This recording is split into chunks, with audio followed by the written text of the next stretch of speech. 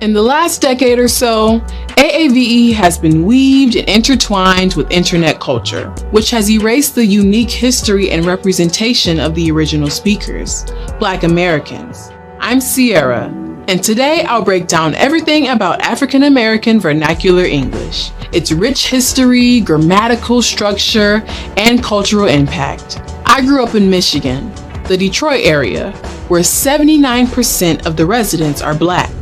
Because of this, I've been surrounded by and using AAVE my entire life, whether it was with classmates or family members. Speaking AAVE was a tool that amplified and influenced my social interactions. It was our way of speaking. It was a part of who we are, who I am. So, what exactly is AAVE? In the most simple terms, it's the way that many Black Americans communicate with one another that has evolved and continues to evolve over the last few centuries. Please note that AAVE differs between states and regions, so this is simply a general overview of the dialect. There's not a single origin story when it comes to the history of AAVE.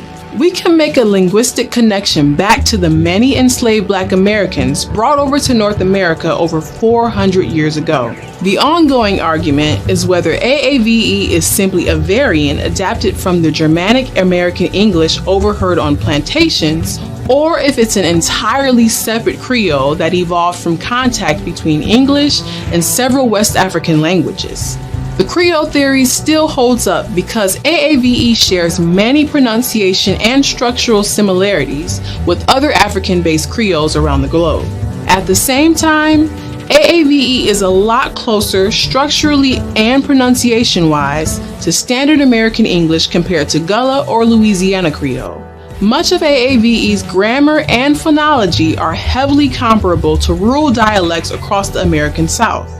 So the debate around AAVE's origins continues. With this migration, millions of African Americans brought their culture and AAVE dialect with them to their new homes. So New York's AAVE doesn't sound exactly the same as Detroit's. This long, storied history that dates back over 100 years can't be reduced to internet slang. So, what are some of the features that many of the forms of AAVE share? In AAVE, you might hear someone say ask instead of the traditional ask, or library instead of library. This is called metathesis, which involves switching around sounds and words. Although metathesis is a part of the dialect, non-AAVE speakers often make fun of it and/or discredit it. Unfortunately, it's not uncommon for this metathesis to be corrected in schools. This is particularly common when Black children are in predominantly white school districts. Although this is valuable knowledge when speaking and learning standard American English, it's important for educators to realize that AAVE is its own dialect.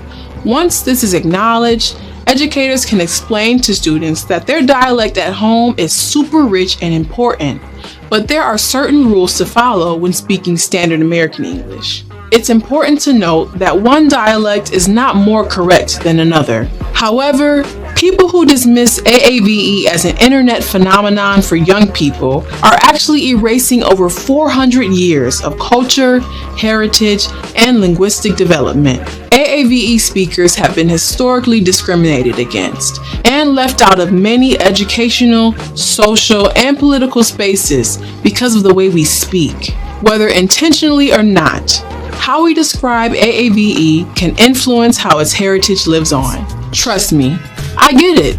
AAVE is cool, but like all great things, we need to credit the creators. Now when you're scrolling your feed, you'll know which community to thank for the terms you're hearing and probably using.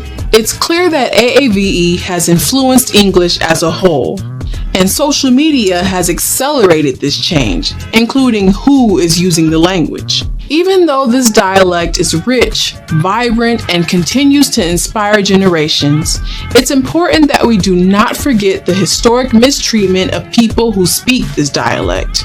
From slavery to the Civil War to the Reconstruction era to Jim Crow to the war on drugs to modern day issues, let's not forget about how this dialect grew out of resilience.